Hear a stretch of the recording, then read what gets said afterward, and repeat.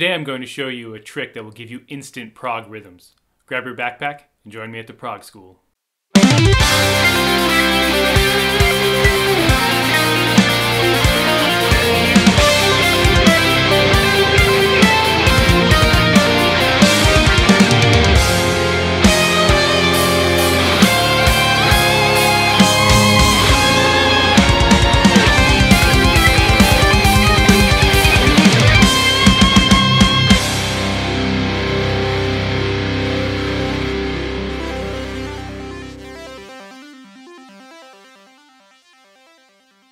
Interesting and unusual rhythms are a cornerstone of progressive music. These can be achieved in many different ways, and today I'm going to show you one rhythmic device that I've heard used in tons of music.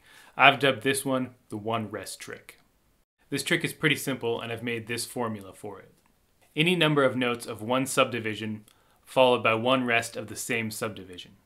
Let's use eighth notes for example. I'll take two eighth notes and then follow that with an eighth note rest, and we'll have this repeating pattern.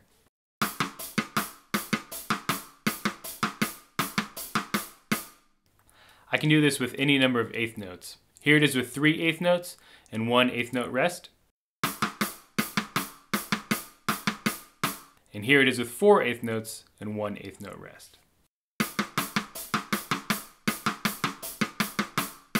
A couple of things to keep in mind here. When I say 3, I'm talking about the number of notes that are being played, not the amount of beats this whole pattern takes up. The 3 eighth notes here are followed by 1 rest. So this rhythm really takes up 4 eighth notes. Later on in the video, you might hear me say a group of 3 followed by a group of 4, for example. And when I say that, I'm talking about the number of notes that are being played, not the total amount of beats that this pattern is taking up, because there's that 1 eighth note rest after all of these. Another important thing here is what time signature you decide to put these rhythms into.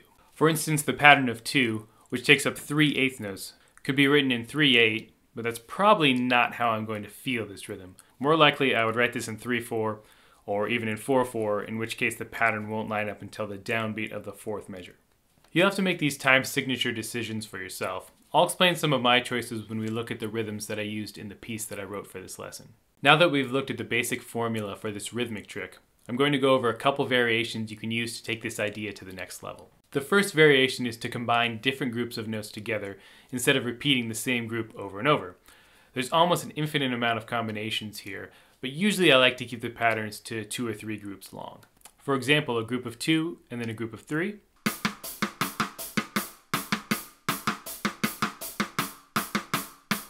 Or a group of 3 and then a group of 4.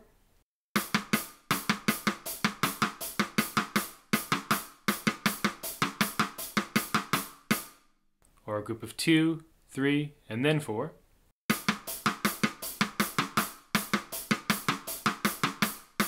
Or 4, 4, and then 3, which is the rhythm I used in the first measure of my piece for this video.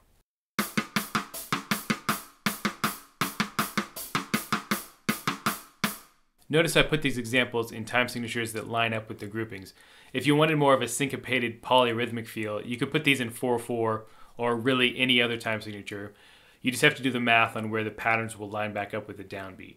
Here's the 2/3 pattern written in 4/4. Notice it takes 7 measures for this to line back up. You can make these patterns as long or short as you want.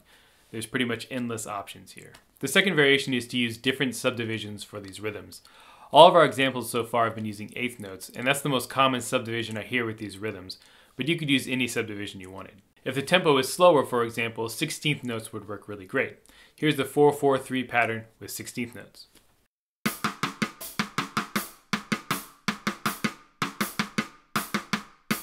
One of my favorite subdivisions to use here is triplets. This really changes the way these rhythms feel. For example, the repeating pattern of 2 is syncopated when done as eighth notes, but lines up on the beat as eighth note triplets. Using triplets can make some really interesting grooves. Here's the 4/4-3 pattern as triplets.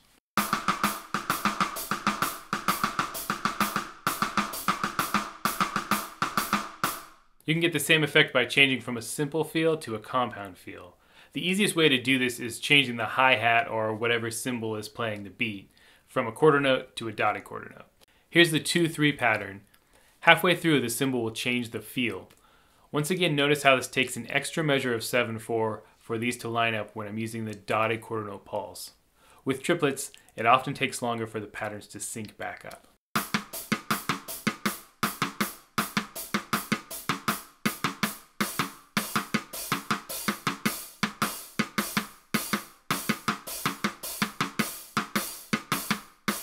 One even more complicated idea is to use these rhythms with different tuplets.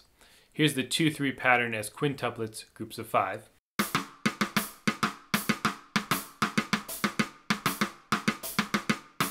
And here it is as septuplets, groups of 7.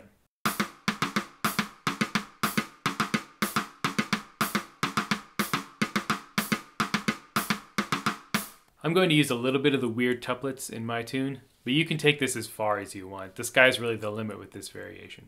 The third variation for these rhythms is to take the single rest that happens and move it to the front so it happens before the notes that are played. Here's the group of 2 with the single rest moved to the beginning.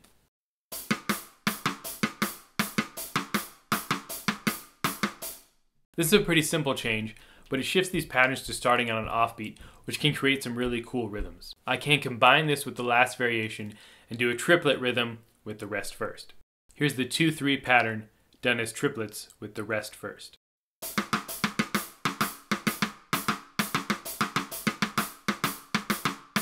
Don't be afraid to combine some of these variations together. We'll look at how I did that when we check out some of the rhythms from my piece. The fourth variation is done by having the last played note in each pattern hold over the single rest. That would look like this with the groups of 2. Notice how this eliminates the rest, making this not really part of the one rest trick. I am still thinking of this as part of this idea because I'm using the same formula to create it. So far, all of these rhythms have had more of a staccato feeling, and by holding over the rest, these rhythms can be used in places where you'd want more of a legato sound. I especially like to do this in a chorus or a big melodic section. Our fifth and final variation is to double up on some of the notes within each of these groups. Let's take a repeating pattern of 4, for example. What you can do is have this pattern take up the same amount of space, but double up the notes. So 4 eighth notes become 8 16th notes.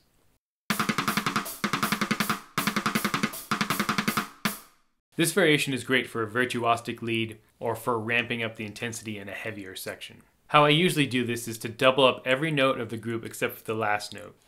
So in this case, the first 3 eighth notes become 6 16th notes. I think this pattern tends to feel a little more natural this way because you aren't ending on an offbeat 16th note. Here's this variation with the 4-4-3 pattern.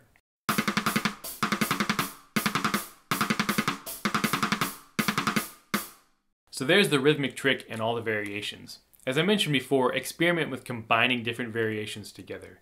You can come up with some really interesting grooves, and there are essentially endless combinations available. So now let's take a look at the rhythms I used in my piece and how I constructed everything else in the tune around them. Every part of this tune uses this rhythmic trick.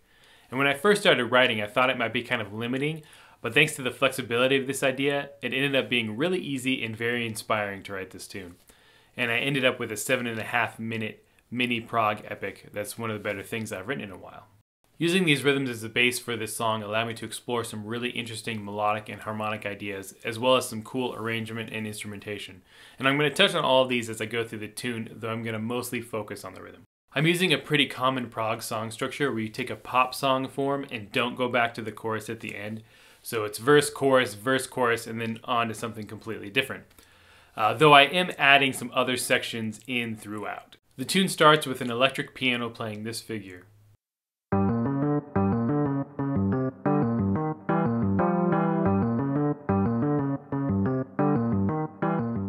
What I have here is 2 of these rhythmic patterns, the first being 4, 4, and 3, the second being 4, 4, and 1. I have this written as 7, 4 to 6, 4, with each of these patterns taking up 1 measure. I'm in the key of G minor here. The first bar uses a G minor blues scale. Notice the flat 5.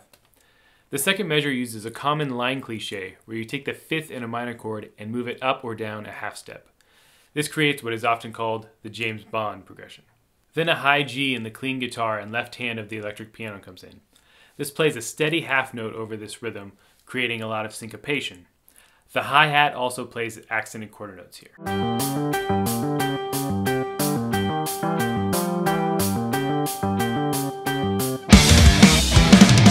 Next, the full band kicks in. Here, the bass guitar and the left hand of the electric piano play the riff from the intro, and the rhythm guitars and right hand of the electric piano play a string of eighth notes that play off the intro riff. Notice in the first measure the guitars play descending patterns of 4 notes. Keep this in mind as this will be used later in the tune. One other thing I do in this section is a direct key change. When the band kicks in, it goes directly from G minor down to E minor, and after the riff plays a few times in E minor, it goes back up to G minor. Direct key changes are pretty common in prog, where a riff is played and then played again in a different key, with no real harmonic movement between the 2 keys. This direct key change of a minor third up or down is particularly common, and we'll see this again a number of times throughout the tune.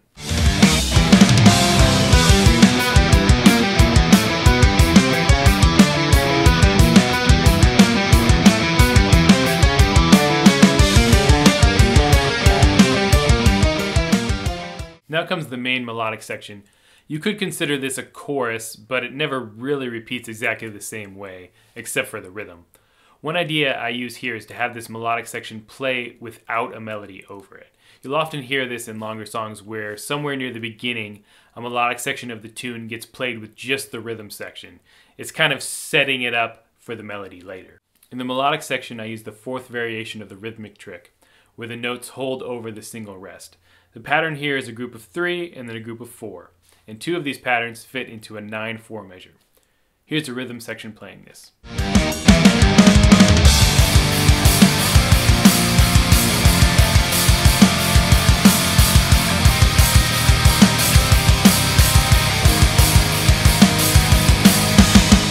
Harmonically, this is all coming from G minor, except for the last measure where I use an A flat major 7 to an A flat minor. These are both built off the flat 2 in a minor key, which I talked a little bit about in the last prog school lesson. There are also a few inverted chords here. In measure 2, we have a D minor chord with a 3rd F in the bass. In measure 3, we have a C minor with a 3rd in the bass as well. I would highly recommend adding some inverted or slash chords to your writing. It's been something I've had a lot of success with recently. Before it moves to the verse, there's a quick 4-measure transition. This is meant to be an off-kilter prog section that catches the listener off guard and builds the intensity up before it drops into the verse. You can see in the lead guitar and synth the rhythmic variation where we start with a rest. In fact, we bounce between the rhythm and lead instruments here, each one filling in the space left by the other. The last 2 measures of this transition section use the James Bond progression and the direct minor third key changes. It's always worth exploring how you can combine musical ideas that you've already introduced. I have some string and choir samples that enter here on the last measure as well. I'll use these more later on, but by introducing these different timbres near the beginning of the piece, it's going to make them feel a little bit less out of place later on. There are about a dozen keyboard and orchestral layers in this tune: synths, strings, pads, various lead sounds, harpsichords, choirs, etc. I won't be able to touch on all of them, but listen closely and you'll hear a lot of them in the background.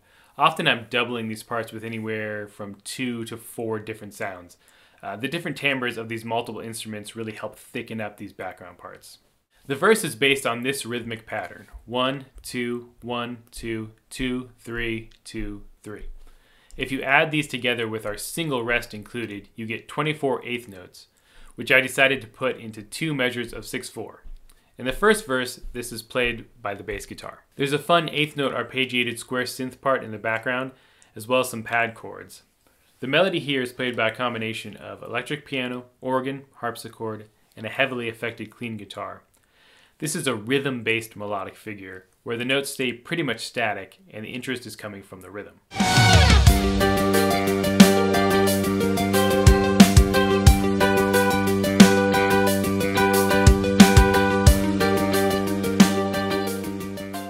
The chord progression in this verse is going to come back a number of times, so it's worth looking at. It starts with a G minor, then moves to this chordal chord, which is a chord stacked in fourths, containing G, C, and F. You could also think of this as a G7 suspended without the fifth. And this works really nicely because it resolves to a G major chord. The second half of this progression goes E flat major 7 with a G in the bass, to a G9 suspended, and finally resolving to a C major. Notice how all of these, except for the last C major chord, are over a G pedal tone. This is something I mentioned in the last lesson as a way to tie non-diatonic chord progressions together. Maybe the most interesting thing about this progression is how in both halves it starts with chords from G minor and then resolves to chords from G major. This creates a nice lift in the tension. The pre-chorus brings back the James Bond chord progression, this time in F minor. Here I use the rest first variation, and the rhythmic pattern goes 2-4-1 and then 2-4-3. This works out to a measure of 5-4 and a measure of 6-4. Here's the melody happening over this. There's also a 4-note descending arpeggio sequence played by strings, harpsichord, and the square synth. Notice how this goes across the bar lines, giving it a bit of a polyrhythmic feel.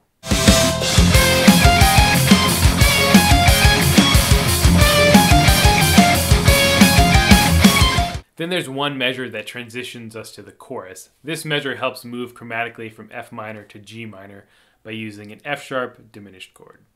The chorus here is exactly the same as in the intro, I just add the melody on top. The creation of this melody came about in a strange way. I actually started writing the melody for the end of the tune first, which we'll look at later. This happens over a different chord progression but over the same rhythmic pattern, so I wanted to have a similar melody. I had to adjust some of the notes and rhythms, but this melody follows the same contour as the future melodies. It was kind of a backwards way of writing a melody for the chorus, but it ended up working really well. After the chorus, the intro plays again, this time orchestrated a little differently. We get the rhythm guitars and bass on the main intro riff, and the lead guitar and synth play the straight 8th note line an octave up. This is an effective way to take the same section and kick up the intensity.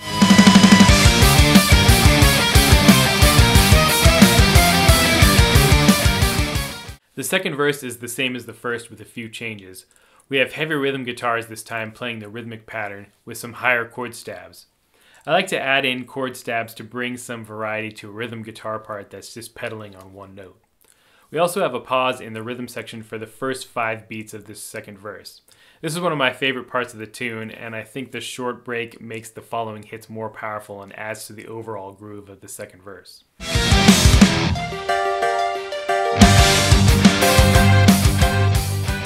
The biggest change here is in the second half of the second verse. Here I change the subdivision that's being felt. The hi-hat changes from playing quarter notes to playing dotted quarter notes. This gives the triplet feeling I was talking about earlier, and listen to how this completely changes the groove.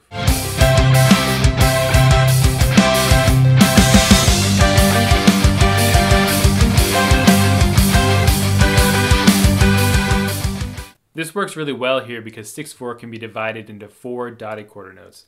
So the hi-hat lines up on every measure when using quarter notes or dotted quarter notes. The second pre-chorus is twice as long as the first, and in the second half I bring back the dotted quarter note triplet feel with the crash cymbal. I also use the doubled up 16th note variation on the second half. This part is particularly hard to feel because here the dotted quarter notes are not lining up with the downbeats of any of the measures. The string and harpsichord figure also catches this feel change by changing from a 4-note descending pattern to a 3-note descending pattern to line up with the groove change. This is another example of how the rhythmic patterns can inform some of the background figures that are happening. I also decided to add 4 eighth notes to the end of the second pre-chorus.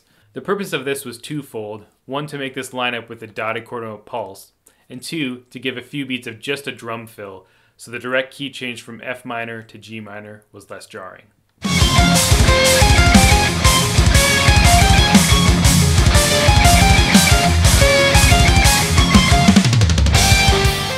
The second chorus has the same chord progression and melody as the first, but here I use the dotted quarter note pulse.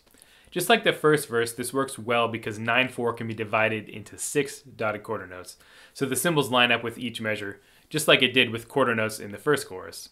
I had to adjust the rhythm of the melody a little bit to line up with the new pulse, but this dotted quarter note pulse is actually much more natural than the quarter note pulse from the first chorus.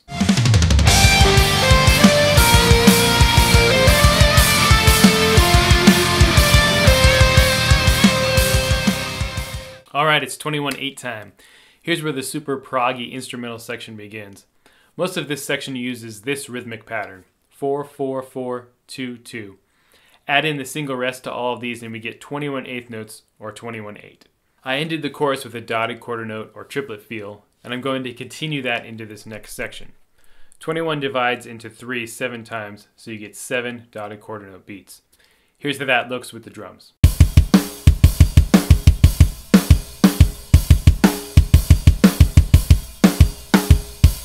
This is a good example of a time signature that seems really crazy, but feels pretty normal. This rhythmic pattern is actually a rhythm I've had sitting around for like 8 years. I've tried to put it into a number of things I've written over the last couple years, and this turned out to be the perfect place for it. That's just an example of why you should hold on to your musical ideas and write them down, because you never know when you might be able to use them. I start by just chugging this pattern on a G power chord. When the groove kicks in, I transpose this down a minor third to E. This adds to the heaviness and brings back the idea of a direct key change up or down a minor third.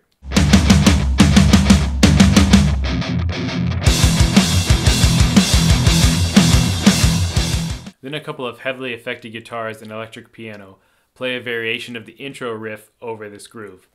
I had to add a few notes here to make it line up with the rhythm, but it worked really well. Modifying a riff to work in multiple contexts is a really natural way to bring an idea back later in a tune. One production thing I'm doing here with parts that are doubled by multiple instruments is hard panning. So you'll have keyboard hard pan left and guitar hard pan right, for example. This just allows both of those parts to cut through in a dense mix. I'm also making sure these secondary guitars that are playing this melodic figure have a very different tone from the heavy rhythm guitars, because they're in a similar range, but I want to make sure they're cutting through over the heavy rhythm guitars. From here it moves to a notier version of the previous section. I'm using the doubled up 16th note rhythmic variation on this 21/8 rhythm with a busy guitar riff. Note-wise, this is following the intro riff still, which is being played in the keys just up an octave.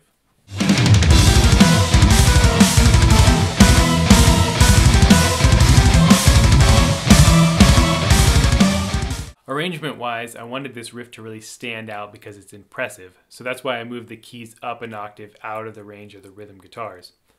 One thing I've discovered, especially as I've dipped my foot into the production side of music, is that you don't want too many ideas taking up the same frequency ranges, because none of them will cut through. It's usually best to have less ideas at once if you want them to all be heard, and that's why I'm using a lot of doubling in this track. Also over this part I have string, choir, and harpsichord stabs happening. These are playing off the rhythm parts and accenting certain hits, and I'm making sure to not have these stabs over the 16th note rhythm guitar parts because I don't want to cover those up. I then take this riff and move it back up a minor third to G minor with a direct key change before moving into the next section, which moves right back down to E. In the next section I keep the same doubled up 16th note rhythm, but I move from the intro riff to a Phrygian dominant tonality. Phrygian dominant is the 5th mode of harmonic minor, and this is one of the most commonly used scales in metal. By keeping the rhythm the same and shifting to this more exotic sound, I'm able to draw a little bit more life from this rhythm. The contour of the melody here is the same as the previous riff as well. The notes are just shifted to fit in the Phrygian dominant mode. Most importantly, what happens here is it shifts away from the dotted quarter note pulse to a half note pulse, and I do this in a different way than before. The drums aren't keeping a pulse here, I just have the snare on the doubled up rhythm. The pulse is in the strings, synth, and harpsichord. In the first half, they're playing groups of 3 with this descending line, and in the second half, they're playing groups of 4. The repetition of this figure allows it to act as the pulse that you are feeling, so the second half feels like a switch to the half note pulse.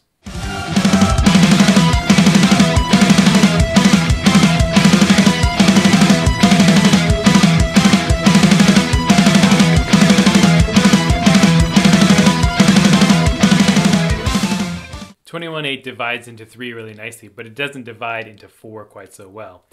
I ended up tacking on a few extra beats on the last bar in this section to get one measure of 23/8. This was done only because it made the next transition feel more natural. 21 plus 23 equals 44, which is divisible by 4, and this makes it so the 4-note sequence in the strings and harpsichord line up, where they wouldn't have if it was just 2 measures of 21/8. This choice was not based on trying to be overly complicated. My main goal is to make transitions between very different passages feel more natural. Now comes a pretty wacky part. I'm using a 2-2-1-1 rhythmic trick pattern here with the rest at the beginning, and that puts this in 5/4. Notice how this is bouncing back and forth between the left and right rhythm guitars. This gives a really crazy panning effect, which I highlighted by doubling each guitar with keys.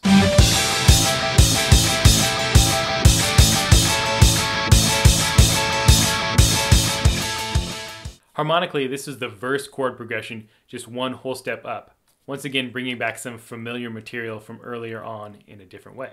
Now the Phrygian dominant and the wacky 5/4 sections repeat. The Phrygian part this second time has a half note feel with the cymbals, the melody is up an octave, the rhythm guitars are down an octave, and the lead guitar joins the 4-note descending sequence.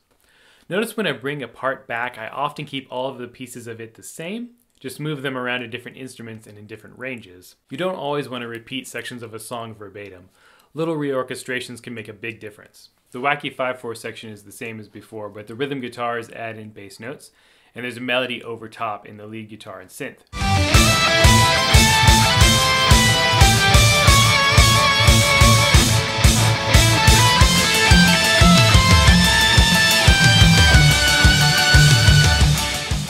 This melody is the exact melody from the end of the tune, and it's a variation on the chorus melody from earlier, just adjusting it to fit rhythmically and harmonically over this part. Now back to one more 21/8 Phrygian dominant section, this time with a crazy guitar and keyboard unison. Virtuosic unison passages between guitar and keys are a staple of prog, and taking advantage of this doubled up 21/8 rhythm worked perfectly for a flashy unison. I also get some double time and blast beats going on in the drums to make it even more intense.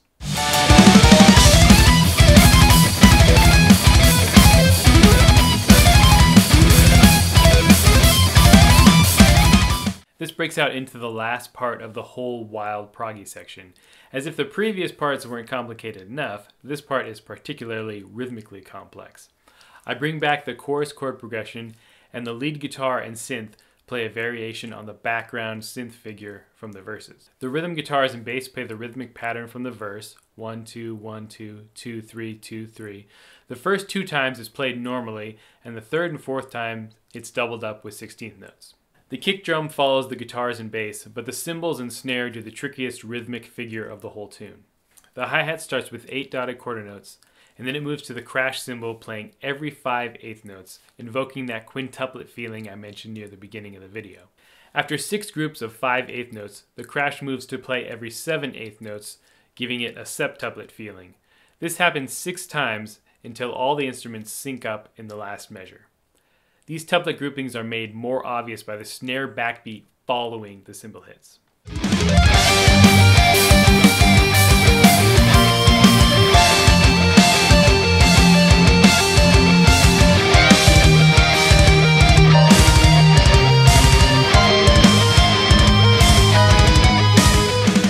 Finally, we reach the ending of the tune. Here the tempo slows down and the chorus 4/3 rhythmic pattern returns, but as triplets this time. We've had a lot of triplet feeling grooves so far, but they've all been written as dotted quarter notes, and here it's actually written as triplets. Just like the choruses, this rhythmic pattern will use the variation where the rests are not played. After the craziness that's just happened, I wanted to make sure to bring this part down dynamically. We get the octave guitar and piano part from the intro back, except for this time they are offset rhythmically. There's also a pulsing synth bass playing the rhythmic 4/3 pattern, and some harpsichord arpeggios enter.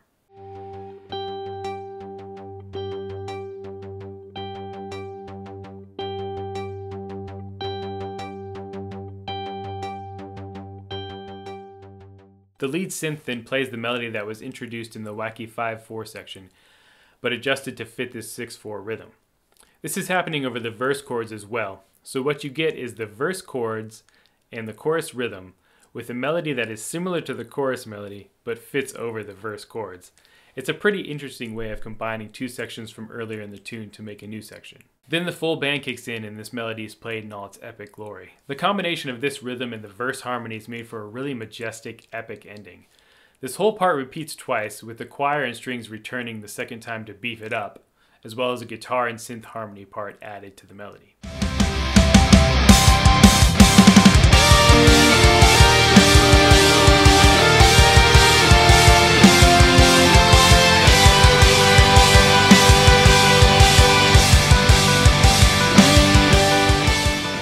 The outro of the tune brings back the 21/8 rhythm, this time written as triplets. I use what is called the Mario cadence in C major here, which is flat 6 to flat 7 to 1, or A flat major to B flat major to C major. The melody here is a variation on the intro riff, and the 3-note descending pattern from earlier returns in the strings. Bringing all these previous elements in ties the ending of the tune up nicely. So there's the whole tune. I know this was a lot to take in, but my hope is that this rhythmic trick can inspire you to write your own music. I wanted to really delve in and show how this one simple concept led me to all sorts of other ideas. I'm going to let the full tune play at the end of the video. I'm pretty proud of how this one turned out, and I hope you all enjoy it. You can follow the link in the description to pick up this song on my Bandcamp. I'll post just the song here on YouTube as well, and it'll be available on all your major streaming services, but Bandcamp is the best way to support me directly. I've got more Prog School lessons on the way, so if you enjoyed this video, please like, subscribe, hit the bell notification, and give it a share. Until next time, stay proggy.